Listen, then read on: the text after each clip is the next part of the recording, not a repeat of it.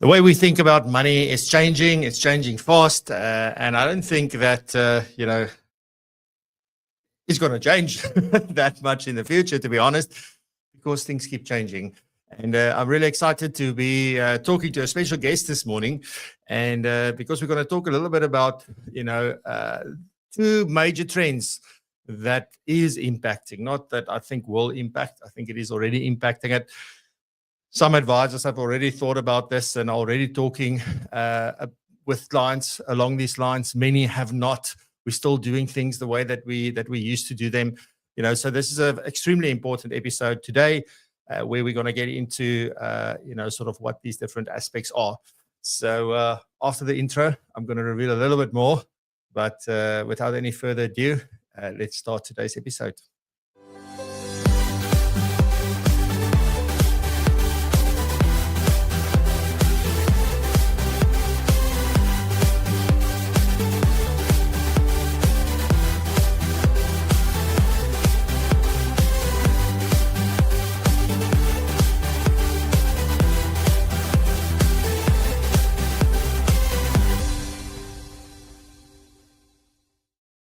Good morning. Warm welcome to another show, another Friday, episode 6. Time is flying once more, and we're having fun here on the show today. Our first guest for the year. I think a lot of people are relieved that they don't have to listen to me talk the whole 30 minutes at the end. For today, we've got a fantastic guest in Charlotte Kemp. Charlotte is a futurist, and she wrote a little book recently about two trends as well. She's written other books as well, so you'll get to know Charlotte in a little bit. If you don't know or don't follow her, then after today, you sure will.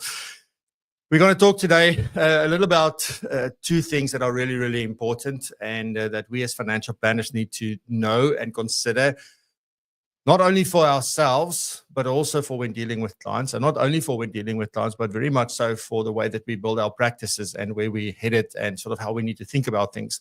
Really excited for that. And it's going to be an incredible episode. I've got lots of questions I want to ask her. We've got some giveaways and all sorts of things for you later on. But of course, it's no fun unless Nikki is here. Nikki is back with the news and looking forward to that. All the latest in current affairs. Brought to you by the Financial Planning Institute of Southern Africa. Then also Kobus also back, staying on the advisor's path, which seems to never be at home, always somewhere else. So Kobus coming to us live from an undisclosed location. So looking forward to that. And today, Kobus is going to talk about investing for the long term and staying on the path. And then Rudolph is also here. Rudolph also on the road because Rudolph is busy with the annual refresher. So he's part of that. And he's also coming from somewhere undisclosed. Looking forward to that. Today, talk about mindset and giving us some tips on communication with our clients as well. So looking forward to that. Don't have many announcements today, probably two, and then I'm going to get into the conversation with Charlotte. So a full morning. So let me say a quick good morning to everybody. If your friends are not here, let them know we are live. Send them the link I send you on WhatsApp. Let them join us. And there we go. Terence, what's up, my fellow pros? How's it? Cindy, good morning. Nice to see you. Albert, good morning. Ben, good morning. Lauren, good morning. Thank you for saying hi. Johan, good morning. Thanks for saying hi. Lihana, always goeiemorgen. Lekker. Hope you're doing well. Molly Boheng, good morning. Welcome back. Nice to see you. Machidi, I'm not sure if I say it wrong. Just send me a note. I will fix it in the future. But good morning. Warm welcome here. Thanks for saying hi. Neil, good morning. Good to see you as well. Here we go. There you are, Neil, on the screen. Johan, good morning. What's going on with me? Francis, goeiemorgen. Nice of you to see. Johan Basson, goeiemorgen. Johan, Elna, goeiemorgen. Johan Blomeer. There's lots of Johans in the house today. It's the Johan show today. Kavendra, nice to see you. Mr. Mark Lane down in Oz. Good morning, Mark. How are you doing? Jaco, goeiemorgen. Lekker om jou te sien. Good morning. Sherelle as well. Welcome, Sherelle. And Winston, good morning. Nice to see you. Demilang. All right. Ladies and gents, let's get the show on the road. And we've got a full show this morning. So we're all going to stick to our times and get there in time. So enjoy. Here's Nikki with the latest with current affairs.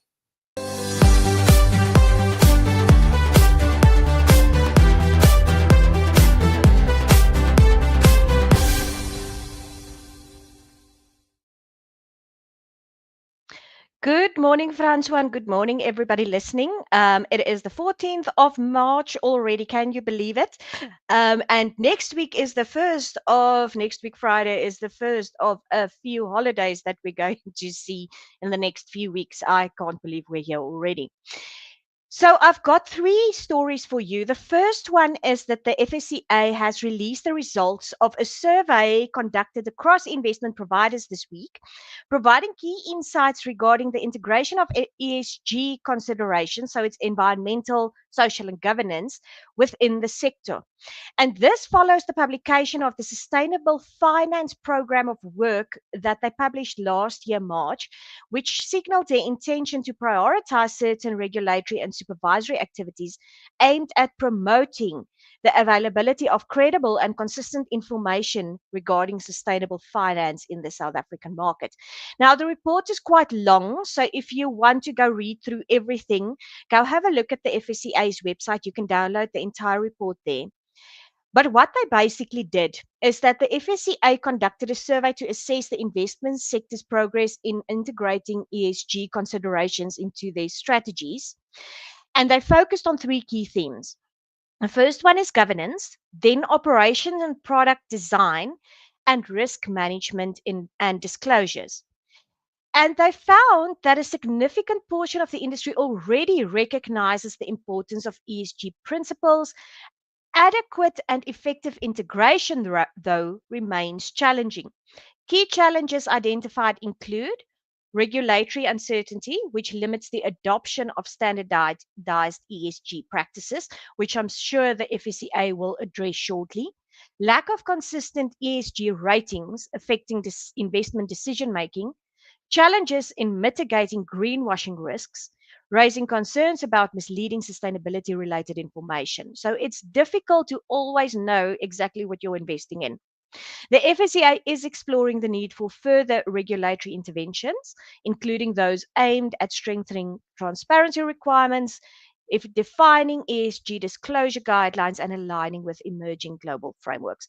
So go and read a very, very interesting report. And I think it's going to go a long way in making ESG a little bit more clear, transparent, and accessible in South Africa. Then I'm not going to talk about the budget. Everybody knows what's going on there. But also, if you look at where the world is financially at this point in time, and with all the turmoil that is going on in America and the USA, I came across an article that is not just relevant for the US, but also for South Africa. And this article says financial advice inquiries skyrocket in Trump's first 50 days. It's an opportunity that I once again want to highlight for our financial planners online. Investors are seeking protection strategies for their portfolios. Now, this article says that inquiries for financial advice from new clients rose by 30% in the first 50 days since US President Donald Trump's second term. While investors were initially racing to benefit from the Trump trade, now its concerns over tariffs and economic growth and a possible recession that we've been hearing about in the last few days has skyrocketed according to De Beer Group. So investors who once sought guidance on how to maximize gains are now seeking protection strategies. Initially, they were racing to position themselves to benefit. The tariff sentiment has shifted, and the reality of tariffs, trade conflicts, inflation concerns is causing a flight to expert financial planning, and financial planners in the US are inundated. I also saw a post on LinkedIn this morning from the CFP board in the US, which is our sister body in the United States, who are actually giving advice now or having webinars for people to find financial planners if they are State Department employees, to see, federal employees, because of all the layoffs. With all the turmoil in the market, now is the time to firstly educate your clients, help them not to make wrong decisions, but also get those new clients in who are worried about everything that is happening in the markets, and assist them going forward. So some opportunities for our financial planners and advisors that I'm seeing. And then FBI is involved in what we call Global Money Week on our consumer education side. Now, Global Money Week is an annual global awareness raising campaign to ensure that young people from an early age are financially aware and are acquiring the knowledge, skills, attitudes, and behaviors necessary to make sound financial decisions. For Global Money Week, FBI has lined up 4 free consumer education webinars that we are going to run from Monday to Thursday every morning at 11 o'clock.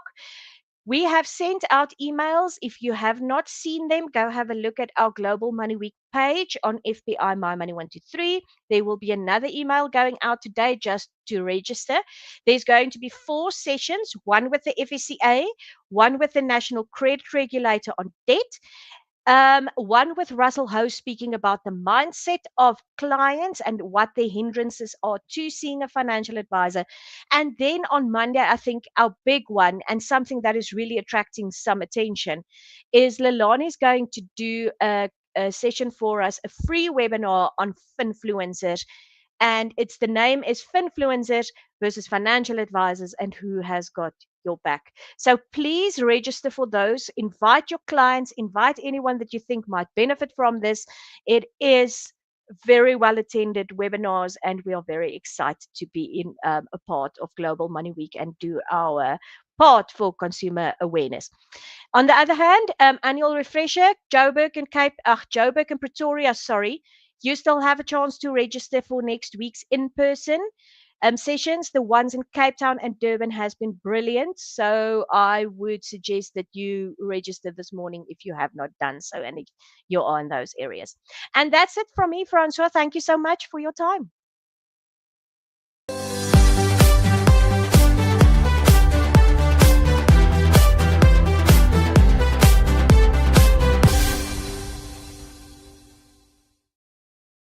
Fantastic. Thank you very much, Leilani. Really appreciate it. And Leilani, Nikki. Oh man, the things that are going on in my head. Thank you very much, Nikki. Next up, we have Rudolph with his segment on money, meaning, and beyond. And today, as I say, talking about mindset and also some communication tips from the man himself. So here you go.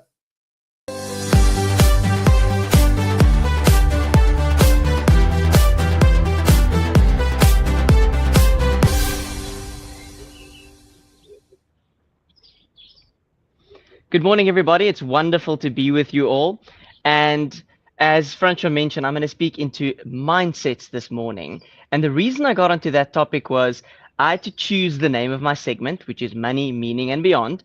And this week on the ad, if you go looked on LinkedIn, you will see that Francois put down Money, Mindsets, and Beyond. And I thought, am I going to correct him or am I going to use that as a topic? And I thought, you know what, it actually segues so nicely into what I want to speak into today, because for my very first segment, we spoke about the story of Rose, and it just came down to communication. And I don't think the topic of communication is quite exhausted yet. And you've got Charlotte Kemp with you today on the episode. So it's going to be about communication and so many other things. And the word mindset stuck with me because we all, I believe, would like to think that we have adopted a growth mindset. But having a growth mindset is hard because we default into what we know, and that would ultimately mean that we have a closed mindset. Because having a growth mindset takes effort, takes time and intention, but it's worth it. And one of the growth mindsets we need to adopt is communication, because we can't do what we do. We actually can't function in society. You're actually not human if you can't communicate. And yes, we all have been able to get by up until now, but I believe there's so much more to learn and so much more that we can actually do when we are able to communicate better with the people in our world and most importantly with our clients. Because what does good communication do in a relationship? Well, I believe it strengthens that human connection and ultimately it builds trust. So what are the 2 elements to communication? Well, listening and speaking. So when we think about listening, the kind of listening that moves the needle is what we call deep or active listening. Now, you can find all those terms on Google. You can ask one of the AI tools to give you a nice succinct summary. But when it comes down to deep active listening, and I spoke about this at the annual refresher this week, and we'll be speaking into it for the coming refreshers. Deep active listening, in my mind, is about being fully present, being in the moment, in the conversation, not distracted, not thinking about other things, not busy working while you're in a conversation. It's being available and being present. It's also about paying attention to those non-verbal cues.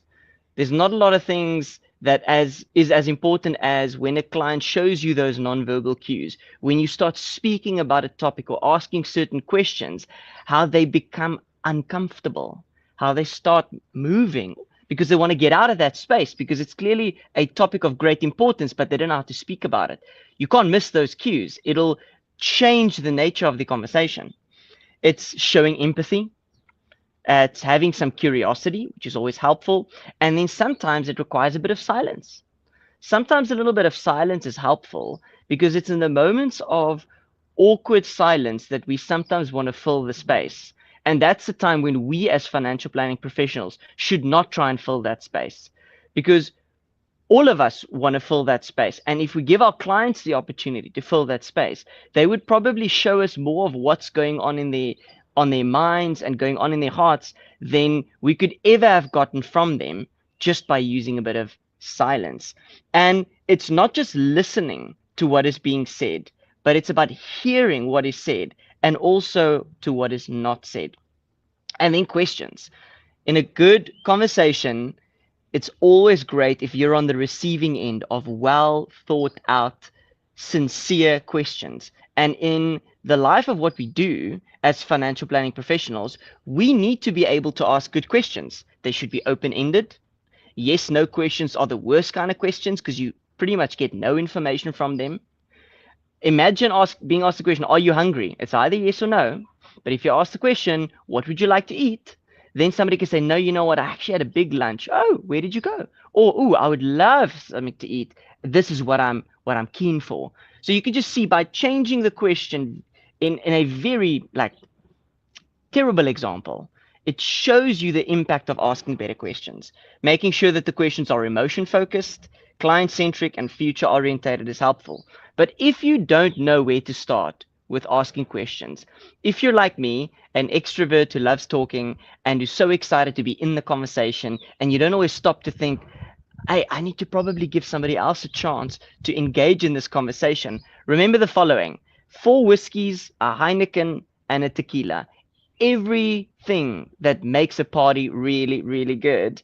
And what that boils down to is what, where, when, why, even how. And then ultimately, if you're stuck, just ask or say the following words: tell me more. Because if you have ever been given the opportunity to tell someone more about your life, if you've ever been asked a question, did you say no thanks? I don't want to speak about it. Like in my life, if somebody asks me about my family and my kids, I've never gone, no thanks, I don't feel like answering your question. I'm so delighted that I get the opportunity to share about something that's so important to me. Now put yourself in the client's shoes. If you were to ask them good questions, what is the information that you will get from them? You will be getting some really deep, impactful answers. And I've got a couple of sample questions that I use, and I'll share 1 or 2 of them with you. And just think about what this can do in your client interactions. Let's do an easy one, right? A technical part of the conversation. So let's think about investing. We speak about investing with our clients very often, and it's something that's top of mind. If you think about what's going on in the markets, it's easy to have that be the spotlight of the conversation, each and every conversation. And we oftentimes use a generic risk profiler to get a sense of what the clients should or shouldn't be invested in. But I've got 2 questions that I believe can probably give you better insights than what a risk profiler can give you. And it's this: when you think about investing, what keeps you up at night? Write down that question. I believe you will gain incredible insights from that very simplistic question. And when you ask it, that's then your time to keep quiet and listen for cues, for insights from this client. And another one that I thought was really wonderful is, if your investments went down by 20%, next year due to market corrections. What would your immediate reaction be? And how would you be feeling, or what would you be feeling? And I think I will leave it there for today. We can unpack some more active and deep listening and better questioning over time. But I think in context, this is really helpful that we as financial planning professionals adopt that growth mindset and just get to a place where, you know what, I'm a great communicator, but I can always be better. I'm a great listener, but I can always improve. And I believe we will be able to offer so much more value to our clients. So until next time, have the most incredible weekend.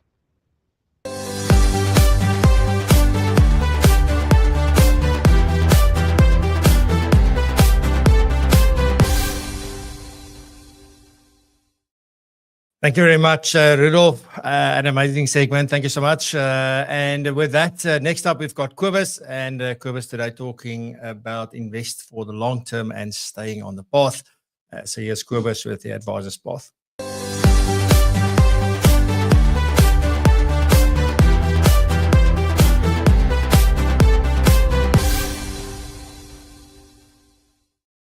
Good morning, everyone, and welcome to my slot, the Advisor Path, all the way from Sun City. This morning, I want to share my thoughts on a pivotal moment that many of us are witnessing firsthand, the beginning of the second Trump period. As we stand on this disturbing frontier, I want to remind you of the importance of maintaining a long-term perspective, rather than trying to time the markets, or should I say trying to time Trump, as Nikki says. This approach and principles has always guided my practice, and it remains more crucial now than ever before. As the Trump period unfolds, we are seeing rapid changes in policy and market sentiment. There's a vibe in the air that's not only challenging, but full of opportunity. It is important to recognize that while the markets will experience short-term fluctuations, our focus must remain on building a long-term plan as custodians of our clients' wealth. We know that reacting impulsively to every market signal only leads to unnecessary risk and potential missteps. This week, I attended 2 days of the investment forum at Sun City, where investment experts discuss current and emerging trends, obviously around Trump and much more. One key takeaway from the event was the reaffirmation of a principle that I hold dear. Long-term investing is not about chasing every market opportunity or attempting to time market movements, but about creating a solid financial foundation that can weather any storm. We must resist the temptation to make hasty decisions based on short-term market volatility, or what Trump says. At the forum, there was much discussion about the role of advanced data analytics, real-time market insights, and the role of, yes, artificial intelligence. While these tools are incredibly valuable for understanding current conditions, they also serve as a reminder that our focus should not be solely on the here and the now. Instead, we should use the information to reinforce our long-term wealth creation. In a period of uncertainty, having a clear vision for the future allows us to stay grounded and avoid the pitfalls of reactive decision-making. I've always believed that successful financial planning is about navigating market cycles while cultivating a mindset that prioritizes long-term value over quick profits. As we're navigating this new era, it is imperative that we continue to advise our clients with a balanced approach, one that acknowledges that the changes in market without losing sight of the long-term opportunities that lie ahead to ensure we stay on the path. Our role is to guide them through these periods of volatility, ensuring that their investments are aligned with their long-term goals rather than short-term market movements. The early days of the Trump period has already caused market and economic turbulence, but history has shown us that periods of uncertainty often pave the way for significant opportunity and growth. By keeping our focus on the long term, we can better position our clients to benefit from the broader trends that shape our markets and our economy. I believe we must build portfolios that are robust and diversified, capable of adapting to new market realities without sacrificing the core principles of sound investing. I want to leave you with this thought.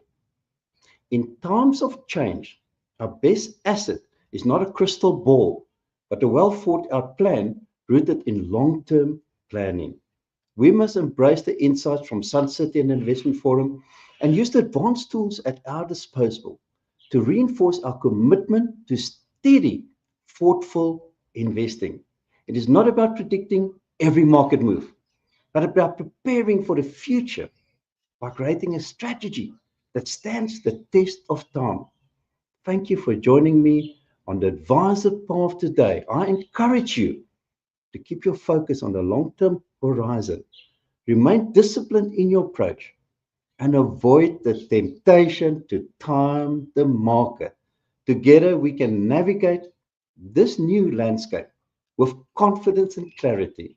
So enjoy the rest of your day and let's continue to propel our futures forward.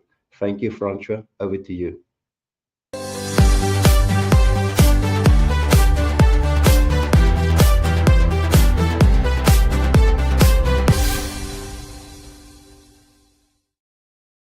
Thank you very much, Kobus. Next up, just two quick announcements, and then we're into the main segment with Charlotte. So looking forward to that. But first,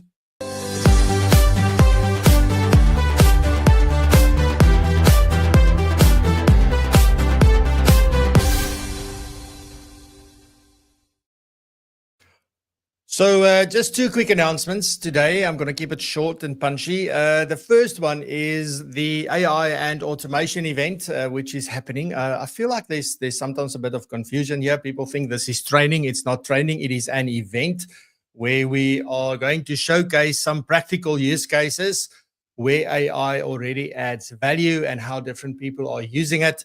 We'll also have some discussions or a discussion around risks and opportunities around this and things we really need to think about. But it's ultimately a very practical showcase of what people are already doing. But it is not a training event, right? So we're not there to train. We are just showcasing how some people are already using AI in practice. So that's what this event is about. The link is down below if you in the description. If you want to learn more, there's more on the website. Yes, it will be recorded and you will have access to the recordings and you will earn CPD when watching the recordings. The recording is available for a week and thereafter we will, it might remain there for 2 weeks, but after a week, we're going to close it for CPD and then we'll issue the CPD certificates, but you will still have access to those recordings. So no loss there if you can't make it on the day. So do go check it out. Our members get to attend it for free and you otherwise can purchase a ticket. So fantastic. I also want to say thank you to all our sponsors for that event. Really grateful that you are helping us make this possible. All the details are on the website as well, so you can check it out. We're making things simpler. We've got everything on one page, so you don't have to go to this page and that page and the next page. Like everything is on one page. So you can find all of the information there. So that's on the 25th of March, which is next week, Tuesday in a week. So like a week and a little bit. So go get your ticket. I must say, it's one of those events where the tickets are really flying. Yeah, it's even before we made them live, one of the sponsors sent out their email and just it started coming in even before we were ready for people to buy their tickets. But anyway, it's all good. So really excited for that. So do join us for that one and do share with your team and bring your team along. That's very important as well. Righty, so that's the AI and automation event on the 25th. And then at work, talking about AI, at work is running a survey at the moment asking whether AI is fact or fiction.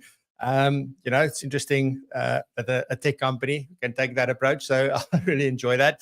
But I did share on my LinkedIn the link to that survey, but also it is a link down below in the description. So if you want to add your voice and just say how you're using it or what you think about it, all of that good stuff, please do that. It's really useful. It's the first survey, apart from the one that we did a little bit, that we've seen from any of the tech companies come out. So I don't know, maybe people do these just with their existing users and we don't see it publicly, but I think it is important to participate in those kinds of things as well.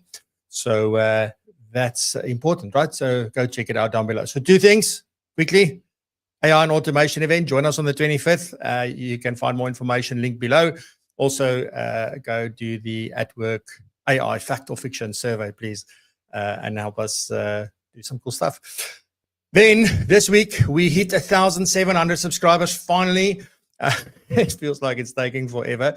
I must say our view times are quite high of late. So although we don't grow the subscribers that quickly, our view times have gone up dramatically. So meaning that more people are watching us, and I guess that's also just showing what's going on at the moment in the world of content. But thank you very much. It does help when we want to get people onto the show. Obviously, as I said many times before, they do ask how many subscribers and those kinds of things. You have not all of them, but many of them do ask us. So if you do subscribe, it's not for me. It is just, it helps us build more credibility. So we really appreciate that. At the very least, please, if you find today's episode valuable, the segments and what I'm about to discuss with Charlotte, or I think what Charlotte is about to discuss with me, please give us a like, hit the like button. That also helps a lot. Righty, so with that, let's get on with today's main segment, and let me introduce you to Charlotte Kemp.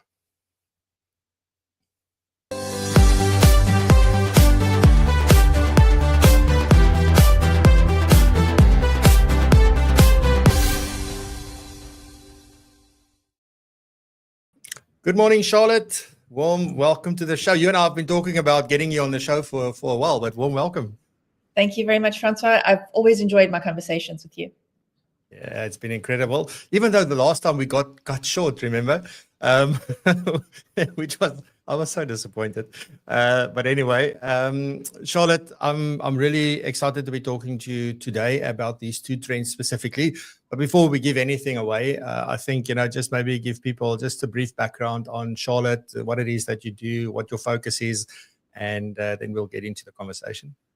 Thank you. I'm sure we'll talk about my history in financial services way back at the start of my career, but I am a futurist, and I love looking at different ideas and concepts that affect how we think about the world and how we respond to what is happening today in anticipation of the future, and sometimes what baggage from the past we brought forward. So I love exploring these concepts. I write, I speak, I train, I do webinars, really helping people to develop that mindset for the future that is fit for the future. That's the work that I love to do. Yeah, I really love that. And I think let's just briefly talk a little bit about, I mean, obviously you mentioned that you have a history in financial services as well. That's the one thing, the first time I talked to you on a panel discussion, I did not know that. I did not know that you had all this experience. You hear that somebody's a futurist and you think that, oh, but that's what they've always done, And in your case, there's many different things that you've done. But particularly, I guess, just, coming from financial services and then moving into like being a futurist, like how did that happen and what inspired that shift, if you will? All right. So I have a photograph that shows me doing some particular work. And when I look at that photograph, it sums up the last 5 careers that I've had. So it's, if I can remember them all, futurist, professional speaker, association executive, social media trainer, and I can't remember what the other one was. None of those could I have learned when I was back in school. So it really demonstrates in one image how far we have come in terms of the work that we do. But I started in financial services, beg your pardon.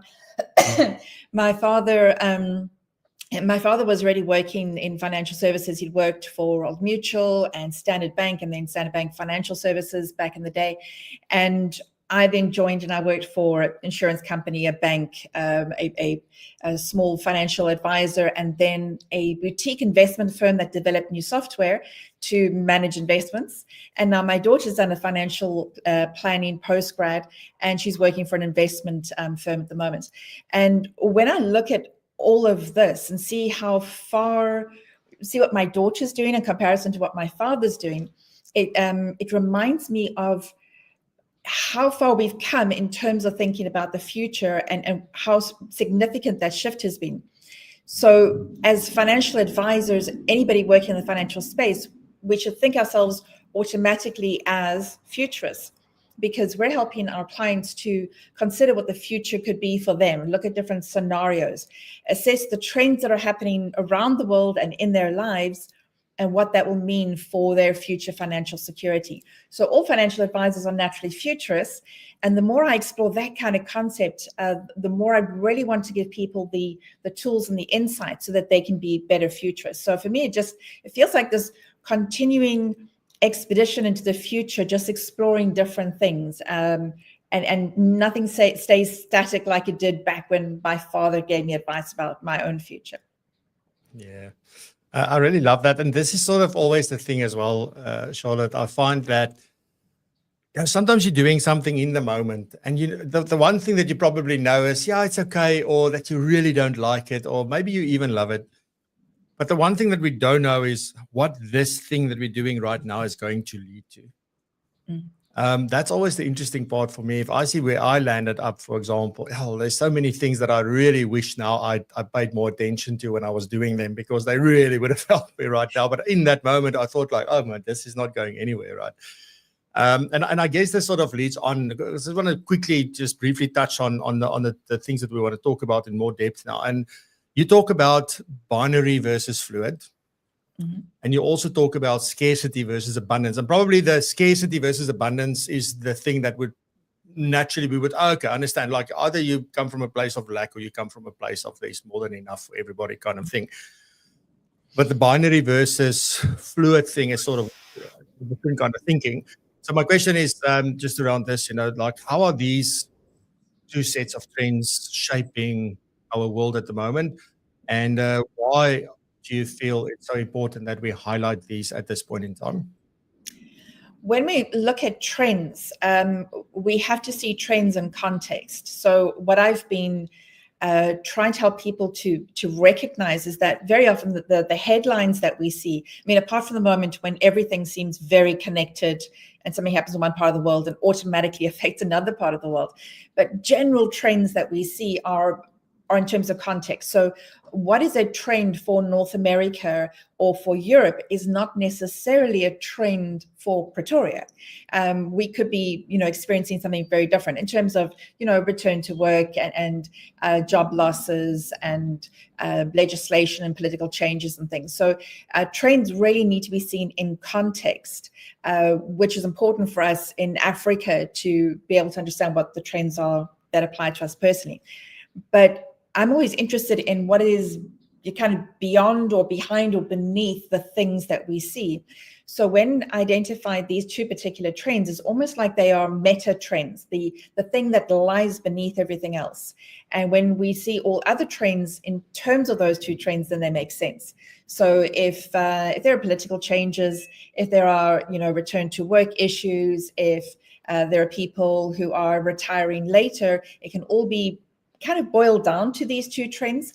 And it's not to say that one is right or wrong or better than the other. They are defining how we see things. So scarcity to abundance talks more about resources, and binary to fluid talks a little bit more about identity, about how we think about ourselves in the world and what it is we're trying to achieve. And every other trend can be viewed through those two lenses. I know I'm kind of like mixing metaphors here, but if you look through those lenses at other trends, they make so much more sense. And then you can look at your particular circumstance or conversation and, work out how to move forward on that. Fantastic. So let's delve a little bit into the binary versus fluid thinking. And I'm sort of keen to learn how these ways of thinking, if you think about, like, I think binary, or I think fluidly, how do they show up in everyday decision making, and why is it important for us as financial advisors and planners to take note of that? All right. So very simply, binaries are ones and zeros, yes or no, on or off. It's very definitive. It can only be one thing or the other. And there are lots of people who, through their own circumstances or their own mindset, and this would be a fixed mindset, they've defined what is right or wrong or appropriate or inappropriate. And when they're looking at financial planning, they're going to reject certain kinds of potential investments because that doesn't make sense, or that's nonsense, or it wasn't done like that back in our day. People with a fluid mindset are obviously more open to to new things. There's a concept where if you can hold two competing concepts in your brain at the same time, it's quite a feat that you don't feel like you have to distill everything to a particular answer. You can kind of like be fluid about these thoughts. People who think like that are more open to exploring ideas, are less defined about how their security is, how protected they are. And the value of that is that the value of that understanding is that when you're dealing with a client or yourself even, who would otherwise be open to exploring ideas, who would be reasonable, who could have a discussion, and they're suddenly retreating into binary thinking, it's very often because they feel threatened. And that would be one of the things as financial advisors, is to understand the state of mind of your client before making investments, or when they start making other kinds of decisions, it could be indicating that they feel insecure about something, and that's something we'd want to address.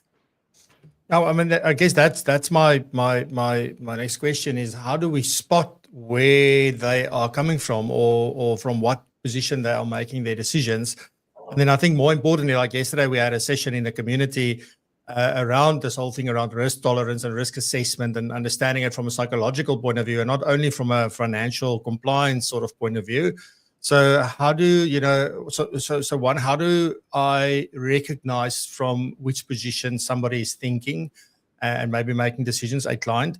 And then also, how does that impact the advice that I give, or maybe like determining the risk profile of the client then as such, or how the client will behave in certain situations? Yeah, I loved what Rudolph was talking about earlier about the questions that we ask clients and how we have those conversations. And it's financial planning these days is not like it used to be way back in my father's day. It's not just about selling a policy or making sure that you understand someone's portfolio. It really is helping people to understand what their financial situation is like or could be in the future. I remember as a young married professional going to a financial advisor with my first husband, and he was on track to become partner in a law firm. And when the financial advisor was looking at the figures and working out how this company works and looking at what his income would be at this age in our 50s, my first husband was like, he was looking at things that looked like telephone numbers. And it just was so overwhelming to him. He couldn't conceptualize what this could mean into the future. And that's the kind of thing that we're looking at with clients is having those conversations, asking the questions, seeing at what point are they saying this doesn't make sense anymore, and then coaching them into a new way of thinking. So if we ask questions about, what kind of retirement we're looking at, and it's, I want to work until this age and then I want to retire and have that much money, it's a very clearly defined, probably unrealistic way for many people to look at their retirement.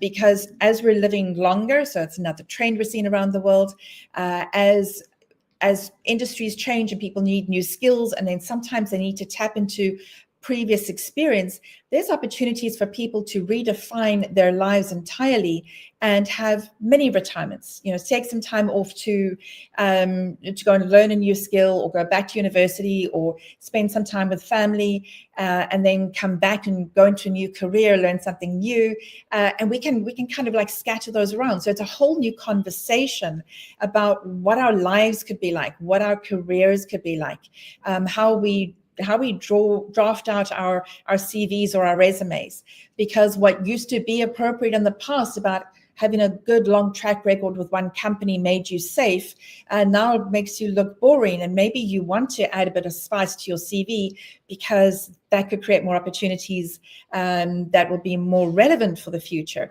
And it's those kinds of conversations advisors need to have with themselves as well as with their clients, because if we start with a kind of closed, limited mindset about how things should be, we're not going to be flexible enough to help somebody to really draft a plan for their future that would be more responsive. So a lot is conversation and also understanding where we're coming from ourselves. So I want to give you an example just briefly of what happened to me in practice. And then I want you to tell me, is this sort of what you're talking about? So I was always, like not always, like all of us are taught that you plan for a client's expected or life expectancy, right? So for however long we think. So if I'm planning in the event of somebody passing away, I'd say, well, what is the current age of the spouse? What is their expected life? How long they've got left? And then we plan according to that. And then I always did it that way, right? But I had a very young couple and we did the planning for them. And it turned out that they need like 14, because obviously when you're young, you need money for much longer, right? Although it might be less income, it might be for much longer. So these things add up.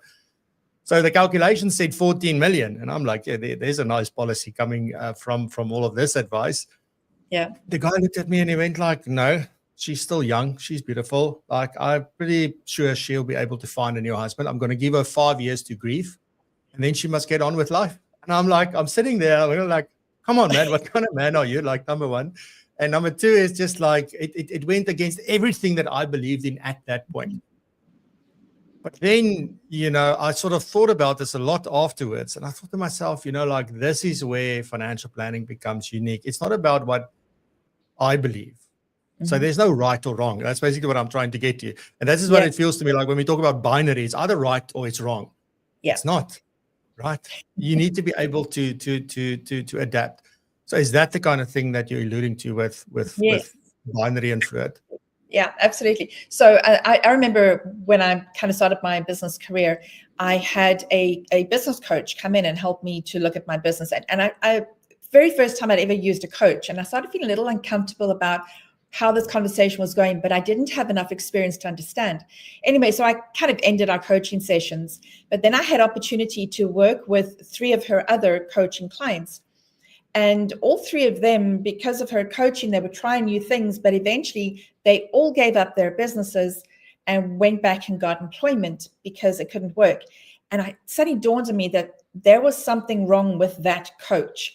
And rather than releasing people into what was possible, she was afraid and she was trying to hold them back and protect them to the point where their ideas and their businesses were stifled and they failed. So, as advisors, we need to challenge ourselves about how we think about money and the future and possibility. There are, like I said already, new careers that were not possible before. There are new ways of earning money. There's new types of money. When we talk about having multiple streams of income in the world that I work in with speakers, writers, coaches, authors, etc., you can get multiple streams of income, but why can't you get those streams of income from different parts of the world? Why shouldn't you be getting money that is coming from, India or from Malaysia instead of just the traditional multiple streams that some people look at?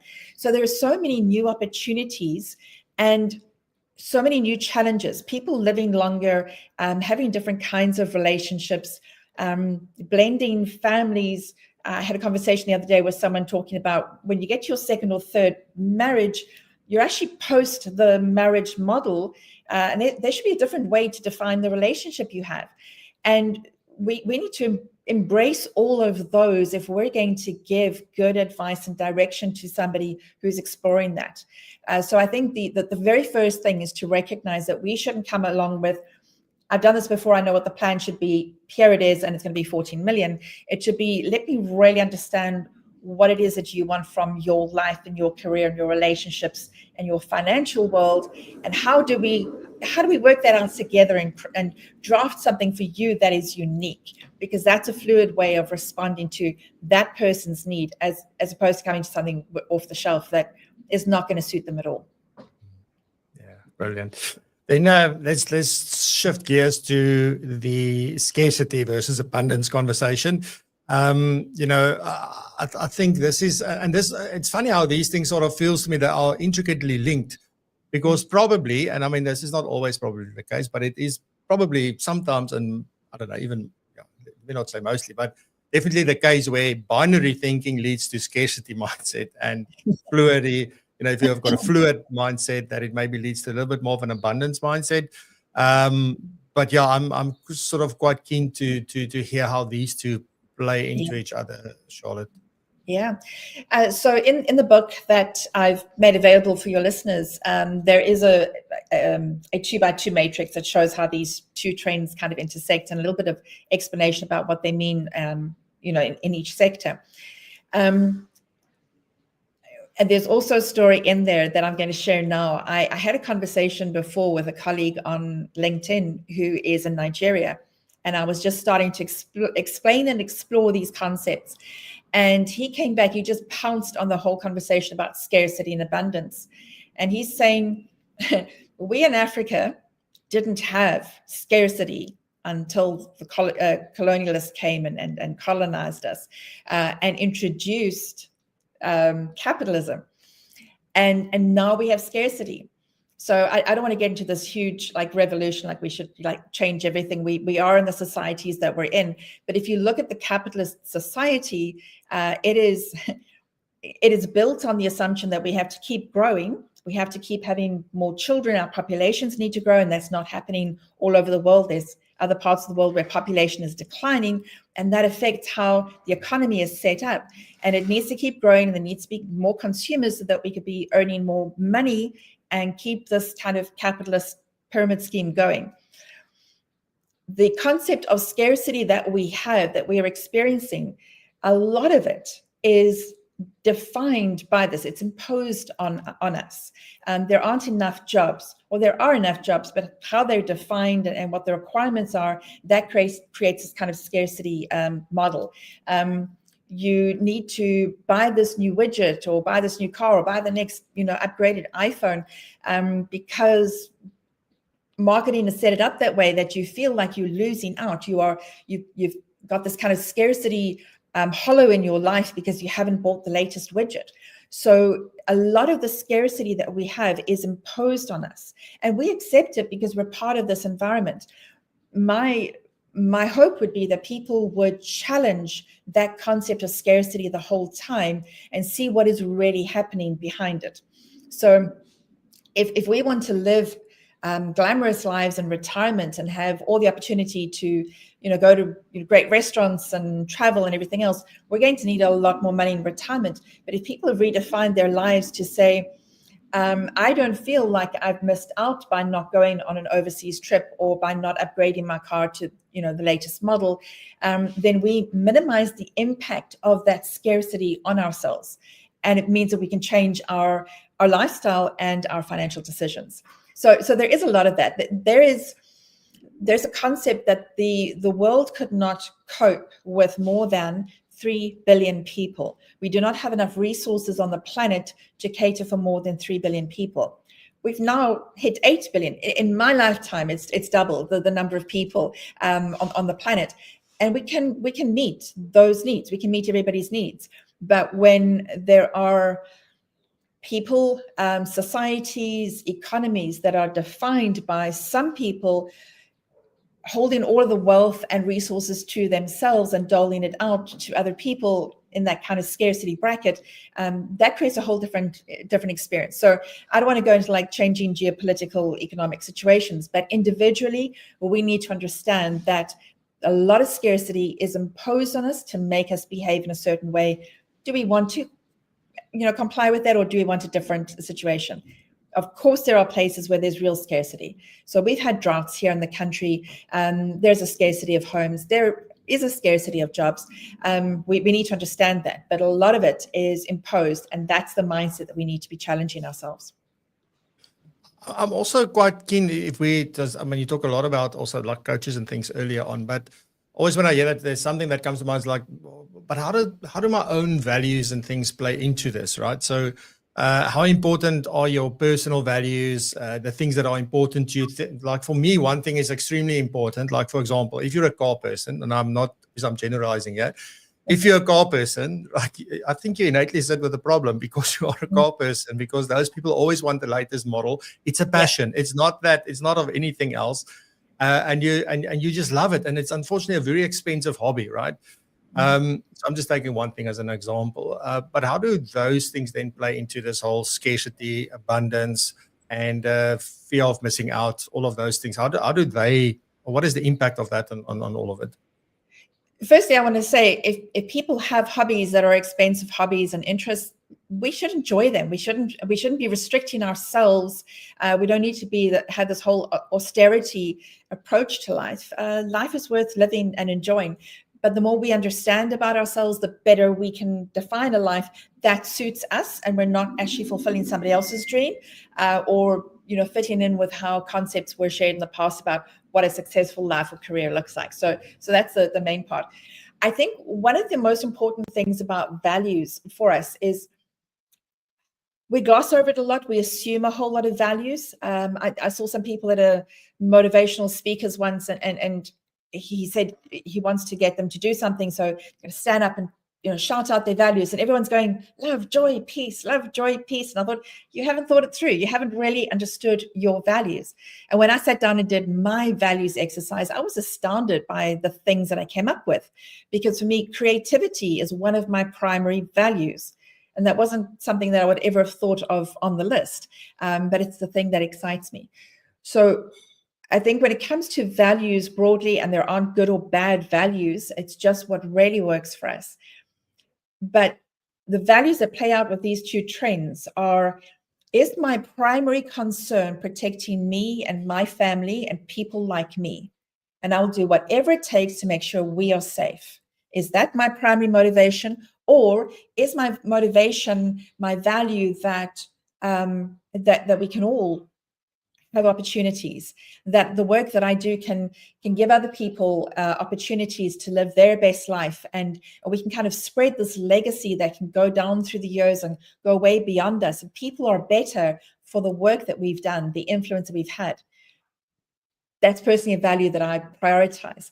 But understanding those values means that we can see where people are. Somebody with a scarcity mindset, politicians, conservative governments that have this scarcity binary mindset say, my people have to be protected first, and I don't care about anybody else. Anybody who's other than us, they have to pay so that we're safe. And that creates a political, economic environment that we have to operate within. But where we understand our values, it means we can make better plans for the future. Fantastic. So if there's an advisor or a planner here listening today, and they want to say, like, all this stuff sounds very intriguing. I need to pay more attention to this, or I maybe need to even gather some skills in this area, so this comes more naturally. I can identify where my clients are operating from. As you said, even more importantly, probably where I'm operating from. What are some of the key steps you think they should take to get started on this? What are the first things you would suggest that they do to get to sort of go down this road? I think the first step would be really to, take a business card out and add plus futurist on it. Just write it on, put it there on your desktop. You don't need to tell other people. But if we start to think of ourselves as futurists, then we will actually face the world in a very different way. So that would be the first part. And then start challenging any of your assumptions, your own values, how you think about your clients. Pause for a moment before you make a decision or say something, or engage with content online, and just say, how am I thinking about this? What are my default models in my brain that make me think this way? We don't have to change everything. Not everything is bad, but the more we understand that, the more we can be intentional about how we deal with this situation and how that projects into the future. So the more we think of ourselves as futurists, the more we'll start to develop that strategic foresight for the future, for ourselves and for our clients. There's a whole lot of mindsets and tools and skills. They're all out there and available to people to develop that. But the first part is taking that step to redefine how we think about the work that we do. Thank you very much, Charlotte. So we did make the book available. I did show the link for a moment on the screen a little bit earlier, but it is in the description to this episode. So down below, you'll find there in the description, it says the book is available for download. It's completely free. Nobody asks you for anything, not an email, nothing.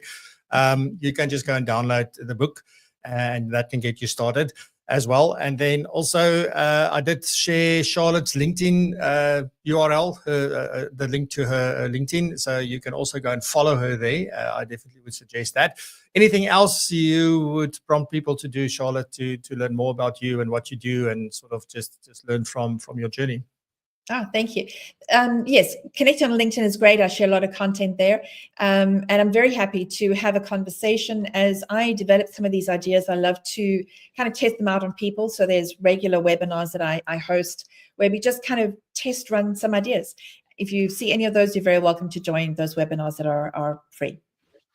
Fantastic. Charlotte, thank you very much for your time. There's so many more questions I had that I wanted to ask, and we just ran out of time just like that. But definitely a conversation I would love to delve deeper into. So we'll chat. But thank you so much. And yeah, have a fantastic weekend. Thank you so much. Thank you very much.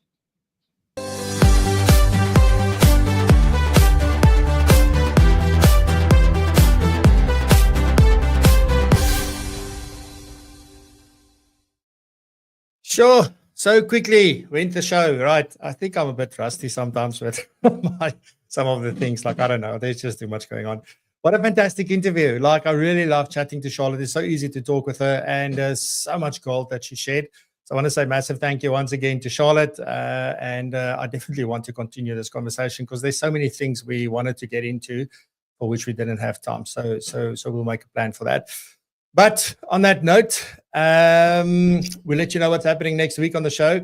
And then if you've got any suggestions for us of people you would love for us to talk to on the show, please do let me know. Those of you that are on the WhatsApp group, you can just reply to an episode there and then just share it. Or you can just send me a private message. That's also perfectly fine. And yeah, fantastic. So I hope you all have a fantastic weekend. Be safe, be blessed and prosper. And stay curious and continue to raise the bar. I really love you lots and enjoy this amazing profession. We'll chat soon. Cheers.